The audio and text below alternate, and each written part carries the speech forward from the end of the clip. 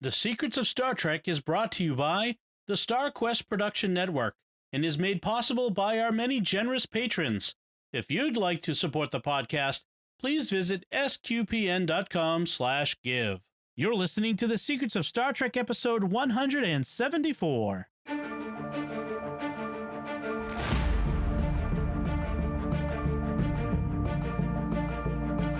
Hi, I'm Dom Bettinelli, and you're listening to The Secrets of Star Trek, where we discuss the hidden layers and deeper meanings found in all the Star Trek TV series, movies, and more.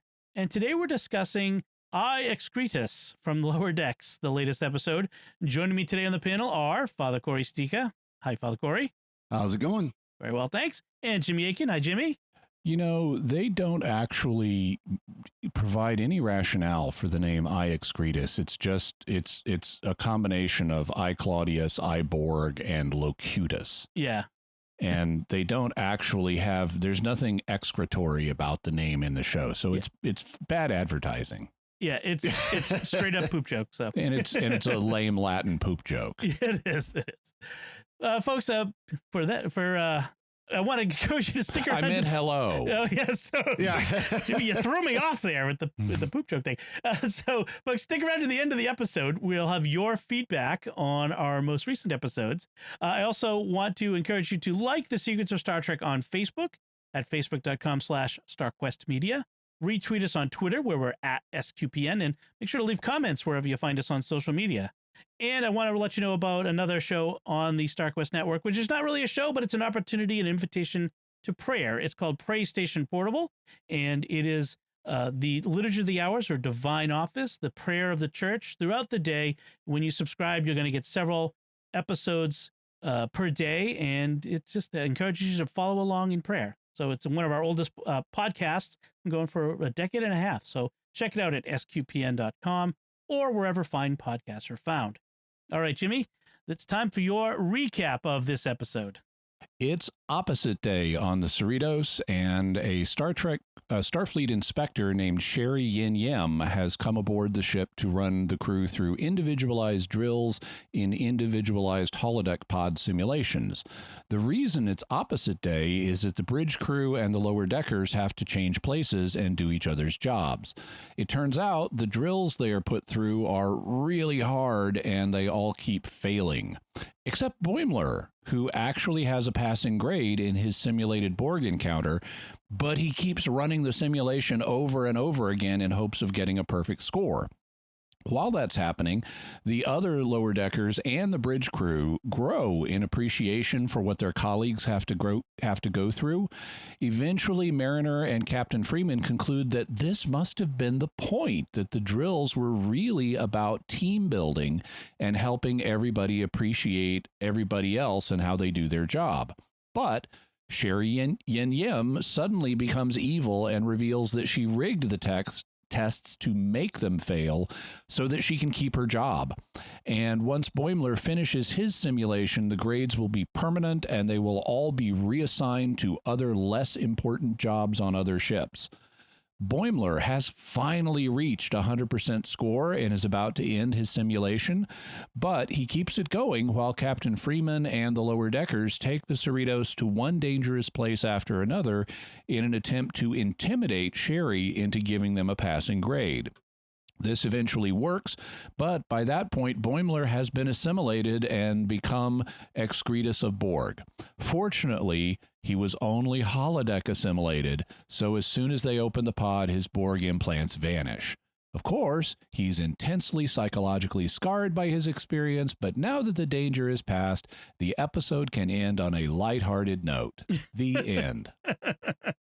So, with the Boimlers continuing to run the simulation, it's like a video game thing. Like everyone knows that video game guy. If you know any video game guys, there's always one who is not satisfied with completing the game. He has to keep rerunning it until he gets a perfect run. Like there's that. Well, not just a perfect run, but there are people who do speed running of video games where the idea is to get every object, every place, every enemy killed in as quick as possible as time, but you got to do all of it. And you got to get every secret and everything. And they, they do it on Twitch and YouTube where you can sit and watch them. where they got the timer running and everything. And I missed it by 2 seconds. I got to do it again. Yes, that's Boimler. Yeah. He's being a perfectionistic gamer here. And I love the way they build out the Borg scenario he's in, because initially he's just like got to escape from a Borg cube. Yeah. And okay, fine. That's simple. But as he works his way towards a perfect score, it becomes more and more elaborate.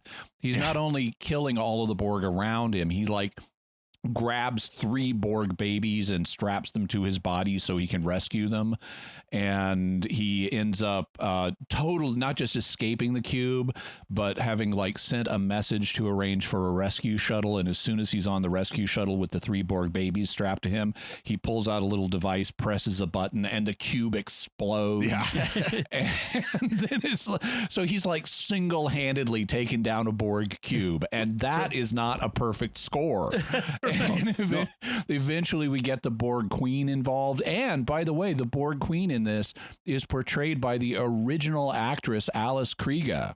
Yes. And that ends up leading to his downfall. Once he stays after his perfect score, the program is now improvising, and so it puts him through the temptation sequences from Star Trek First Contact that Data went through. Right. And the Borg Queen is like blowing on him and stuff, and eventually he gets assimilated.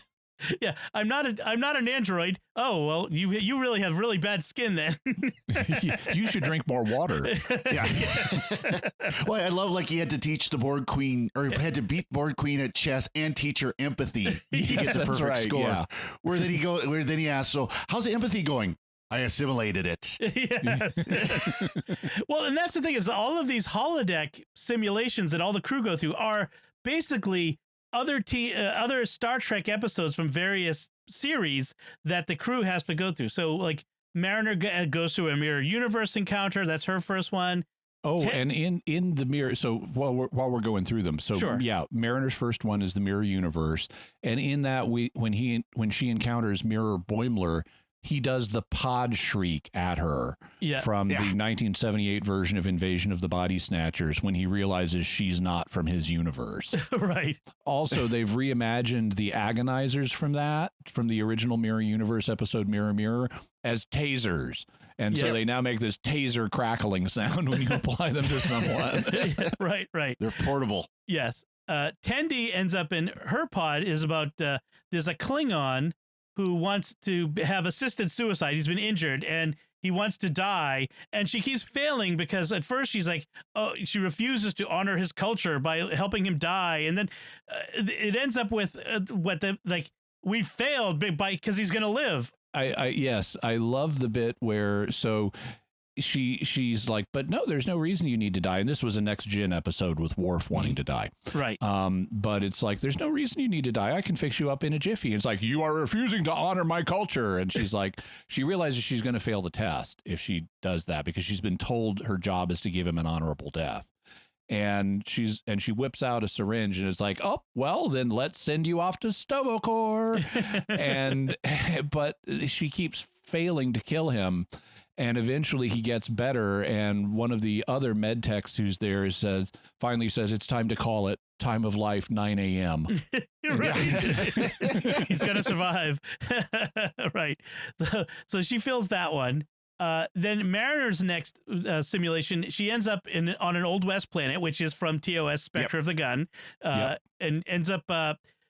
She tries to run away. She gets beat up by a horse. Yeah. And she supposedly has had horse riding lessons and everything. And shut up, horses like me. Yeah, well, and later on when Sherry and Yem tells them that everything has been rigged for them to fail, she goes, I knew that was what was going on with the horses. She's like, oh no, the horses weren't part of it. You just failed at the horses on your own. That was on you. And then, so she flukes out of that one. And then Rutherford ends up having to do kind of Spock and Scotty in Wrath of Khan to warp core breach. Stop the warp core breach. Yeah. Right. And fails, and you see the Enterprise blow up. Explode. The Enterprise A explodes. The movie Enterprise. Yeah. The movie Enterprise, that's right. Then we have Boimler goes into the Borg encounter, and then Mariner's next one is basically Naked Time from TOS and TNG / Naked Now from from TNG. Yeah, which is the more sexually explicit one, and so that's why this one gets an S rating on the beginning, because they have some visually suggestive.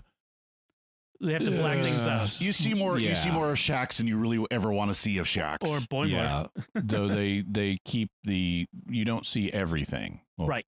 Put it that way. Yeah. So it's about. But it was funny because it was making fun of those 2 episodes. I mean, just completely ripping them apart. So. But they're once again going where no one wants to go, like they did before. Yeah, it was kind of cringy. Yeah, it was kind of cringy. She intentionally fails that one because she's just creeped out by it, which is fine. I'm creeped out too. And she's later haunted by visions of Shax. Yeah, that actually was funny. Because he gets up to stretch. And, that was good. So then the bridge crew, they have to do their own hologram, and remember the swap out. Oh, a Klingon stacking. Counter. Yeah. Oh, yeah. So the Klingons are attacking. Yeah. So the Klingons are attacking the Cerritos, and people are like running by the cargo bay where the bridge crew is supposed to be stacking crates during the middle of a Klingon attack. Right. Yeah. And they're not allowed to do or know anything. Their job is to just stack these crates, which is extra hard because they're hexagonal crates. Right. And so they can easily slide around and fall off. Especially as the ship is being attacked and shaken. So, yeah, that was funny. Then there's a group drill where they're all on the bridge. So the lower deckers are now the bridge crew, and the bridge crew is now lower deckers, and they have to steal the Cerritos from space dock and save Spock from the Genesis planet. But they don't even make it out of space dock because Freeman and Mariner start bickering with each other, and they crash into the space dock doors. Yeah. Which is funny. And if you remember Star Trek III, The Search for Spock, they do kind of have an adventure getting out of those space dock doors. Right. And here they just blow that. Yeah, so they don't even get a score. It's not even a scored run. They didn't make it out of space dock. Yeah, I love Ransom was sent out. Of course, Mariner, says, "Yeoman Ransom, go get me some coffee." And so he goes and he comes back in. "Do you want cream?" "Oh, that's a record. That's got to be a record." So, and it's the fun thing is at first they're all very excited playing the other roles. So like all the lower deckers get to have like a meal in the bridge crew wardroom. So they're eating all this fancy food. I'm trying to remember what some of the fancy food is they got to eat, like pesto. Well, I think it was pesto, lobster, steak, prime rib. Right. And then the bridge crew is like, "Oh, this is fun. We could just sit down here in the corridor where our bunks are and just hang out. We don't have any concerns or worries." And so at first but the lower deckers replicators can only make one slice of pizza at a time. Yes. Yeah. That's right. So at first it's like, oh, the other side, they've got it easy, and then they eventually learn to appreciate that the other side also has difficulties. But I do like the fact is that they go beyond the trope of that to this next level where the tester, Sherry, it's a whole nother thing beyond that. And that's one of the things that Lower Decks is good at, is it goes beyond the obvious trope that they give you, and then they go another step further, which is a lot of fun. Yeah, so we should talk then about Sherry Yin Yem. She is a Pandromian, and people may not be familiar with that race, but it has appeared before in Star Trek the Animated Series, when we met another Pandromian named Ari Ben Bem. Right. So Ari Ben Bem, a male character, has now been turned into Shari Yen Yem, a female character. And as we see in this episode, the Pandromians are colony life forms that can come apart. So now actually we're told that at least one of the lower deckers has heard that they can split into 3 parts. It's like a head, a torso, and then the legs. Yep. And they can float around telekinetically in a state of separation, apparently. So in the animated episode Bem, which is Ari Ben Bem's final name, I don't know if it's his technically last name, but it's his final name. It also is short for Bug-Eyed Monster. But in the episode Bem, the Pandromian actually splits into more than 3 parts. He's got a head, a torso, the legs, and then he separates an arm at one point. So presumably he can separate both arms and can split into at least 5 parts. But he is very annoying, and just like Sherry is in this. Yep. And I went back, and it had been a long time, so I went back and rewatched that episode, and the Pandromians at that time were like newly discovered. They were not part of the Federation, but Ari Ben Bem was assigned from their military as a like transfer officer, for a few missions, and they ended up going to a planet, but his values were so different it kept sabotaging the crew's efforts. And he was very much into, well, yeah, I'm doing this because my values are totally different than yours, and this is just what I do, and it's kind of similar. I mean, he wasn't evil, but he did have very different values and was very annoying as a result. And so that kind of plays a little bit into Sherry Yin Yem, and yeah, she's just got her own agenda here. Yeah. Also, like Ari Ben Bem, Sherry Yin Yem refers to herself as this one instead of I. Right, I or me, yeah. Little bit is that David Gerrold, the very famous Star Trek episode writer for TOS and TNG, he invented the Pandronians and Ari Ben Bem. He wrote the episode Bem, yeah. Yeah, so really, an interesting and unique creature and species. So a stupid one. Well, although it was fun watching her tumbling around the bridge as they're going through the different all her parts all over the place. Yeah. I think in the original, like, he had little limbs that came out of the parts that helped him manipulate, correct. But not in this one. Yeah. So like initially in Bem, Kirk, Spock, and Bem and a couple of other guys like beam down to this planet on the edge of a cliff, and Kirk and Spock fall into the water, and Bem jumps down into the water, and the water is more than waist high. And while they're standing in the water talking to each other, Bem detaches his legs, which walk over to Kirk and Spock, and then these little arms come out of the top of the legs and grab and swap their communicators and phasers with prop communicators and phasers, and then come back to Bem and reattach to him. And so he's just swapped out their real tools for fake tools without them knowing it. Wow, give me a really good pickpocket as a Pandronian. Yeah. If you can arrange to not have your legs or their legs visible for the moment. Yeah. Stand in another bar or something. Yeah. So, the Pandronians are, so you have this one Pandronian here.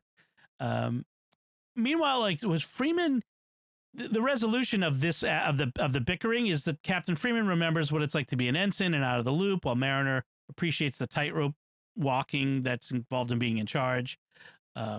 They called Shari a drill instructor, which when they first called her that, I had a completely different idea of what was going to happen, because drill instructor means something specific, but it turns out she's not a drill instructor. She's like the drill administrator. She's administering testing drills, which is a whole. It's just the friendly version of a drill instructor, because she's hopped up like a good CrossFit instructor, yoga instructor, or something like that, but she's really a drill instructor at heart. Or HR, like the HR has a certain personality, and she's like totally an HR person. I have to say, So who's your friend when things get rough? Yeah.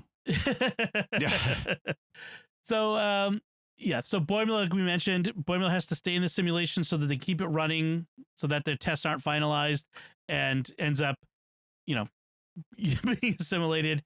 And then, as you mentioned, Freeman takes them into intentionally dangerous situations in order to get Shari to change her score, basically showing her, like, being Starfleet isn't about simulations and doing well in drills. It's about facing down real dangers and that sort of thing. Yeah, I didn't think this part of the episode worked that well. I agree. Logically, because they're basically scaring her into giving them a good grade, and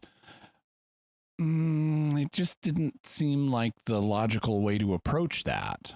I would either have, as a writer, I would either have had them with Boimler continuing to stretch out his scenario, get everybody else back in and win. Right. Or I would have come up with something that's going to result in her being reported to Starfleet, invalidating the results. Right. But to scare her into giving us a passing grade, it didn't really work for me on the logical level. Although I was pleased that of the scenarios they ran her through, like one of them is, it's this special kind of black hole, and that was just a regular black hole, no big deal. and a startling number of the scenarios they proposed taking her into involved local crystalline entities. Yes, because right. I've always hated the crystalline entity from Next Generation that Lore made a pact with for no apparent reason. And I mean, I get it. Yeah, you wanted to kill all the colonists for it, but why? What were you getting out of this? But they even hang a lantern on it and say, it must be crystalline entity season. Yeah. Yes, that's true. I forgot about the crystalline entity there that showing up there. Yeah, I agree. I thought as soon as they said, Boimler, you have to stay in there because the grades aren't finalized, they were going to rerun their drills and pass them. It didn't make sense to do it the other way. I didn't understand. Like, that was a very strange writing choice to go that other direction. Well, and they closed that option out right away by saying, "Oh no, once you've lost, you're locked out. You're done." Yeah, I guess. Yeah, but they didn't have to make that choice. From a writing point of view. Yeah, exactly. Father Cory, any other notes on this episode? I love some of the other options that they were doing as their test. You had Tribble Infestation and Tribble Troubles. You had Extreme Engineering. You had Transporter Death Tag. You had Whale Rescue, aka Star Trek 4. Right. You had Escape the Void. You had Time Loop, Tholian Web, and at one point, Tendi is doing EMH Takeover. I can imagine what that was. How about you, Jimmy? Just a note about the very beginning of the episode. In the cold open, we have the lower deckers having just completed like a repair mission on some kind of space probe that's alongside the Cerritos, and they're kind of celebrating having their job finished. And then we cut to the bridge of the Cerritos, and the Bajoran, not Bajoran, the Trill lady who is at the con is like, "Ooh, I'm getting a distress signal from a ship that's caught in a temporal loop. Now I'm getting it again. Really like that." Yeah. And so this Captain Freeman orders the ship to go off and help the ship that's in distress. And just completely forgetting that the lower deckers are on an EVA. and so they're just left standing there. And Mariner's like, "We got lots of oxygen in these suits, right? A lot of oxygen, a little bit of oxygen." And then we have an almost SpongeBob SquarePants like 6 hours later.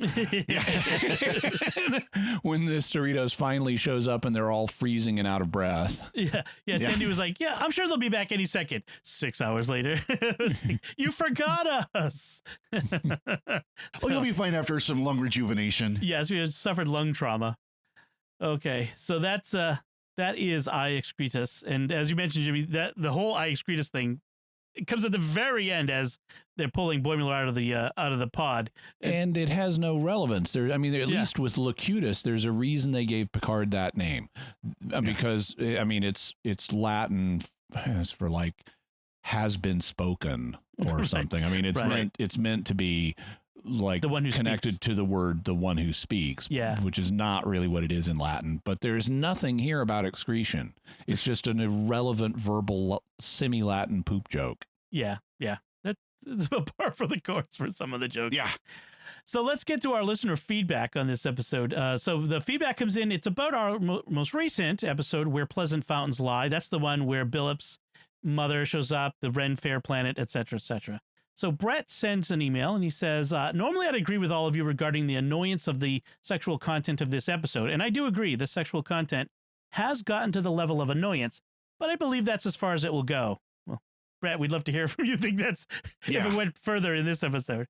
However, I think the sexual content for this episode is actually part of the joke. Furthermore, because of the way it was resolved, I'm actually fine that it was in it. I think the joke is that people, pejoratively nerds, that go to Ren fairs don't have sex. So if one of them were able to have sex, said person would obviously be held out as a king among the nerds. Still potentially annoying, but I think the sex focus for this episode was actually in service to the plot, which is not often true of that type of content for episodes. I'm actually not annoyed by it, though, because of the resolution. The resolution is that someone who wanted to maintain their virginity did so, and it was the cause of celebration. Furthermore, the virginity itself was not the butt of the joke. It was used to create comedic situations and jokes, but was not itself something shamed or itself a joke.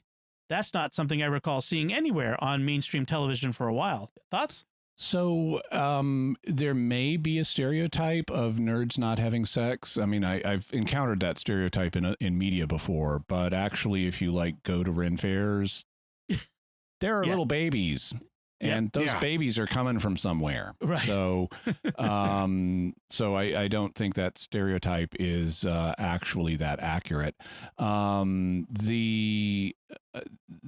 do agree, though, that I thought it was really refreshing. And I mentioned this in our commentary. I thought it was really refreshing that they don't mock Billup's desire to remain a virgin, and that they celebrate the victory at the end of achieving the preservation of his virginity. That is presented as a good thing, and that is not something that you hardly see I can't think of anywhere else I've seen something like that in years. So I did appreciate that. Yeah.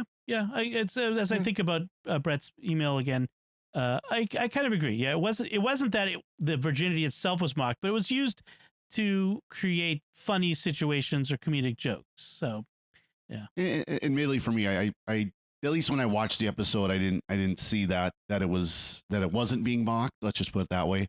But of course, as someone who has taken a promise of celibacy, it might have hit a little close to home too. So right, that's true.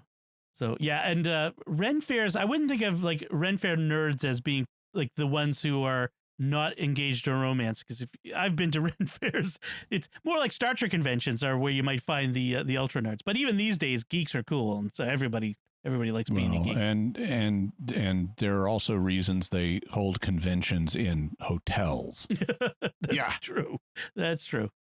So our second email came from Sandy. She says, your show is very entertaining and I enjoy listening to it. Thank you, Sandy. In regard to the latest episode, I agree with Jimmy's contention that the planets could be populated by groups that have a certain philosophy or origin. In TNG, the Caldos colony from the episode Sub Rosa was modeled after the Scottish Highlands. Sub Rosa. Oh, man. What may be the very worst episode of TNG of all, or at least the most cringiest. One of the worst. Yeah. It's on the list. Although the point is true. Yeah. Okay. That planet does have a certain cultural bent that is based on Scotland. And if only it had been written non-horrendously. Yes. Oh, poor Gates McFadden. So, and that we'll be talking about that one in the future. So thank you both Sandy and Brett for your emails. So we do want to finish up by taking a moment to thank our patrons who make it possible for us to create the Secrets of Star Trek, including Kara K, Andrea J, Johannes B, Dixie V, and Joel D. Their generous donations at sqpn.com/give make it possible for us to continue the Secrets of Star Trek and all the shows at StarQuest. You can join them by visiting sqpn.com/give. And we'd also like to thank Victor Lambs, who edits the show for us every week.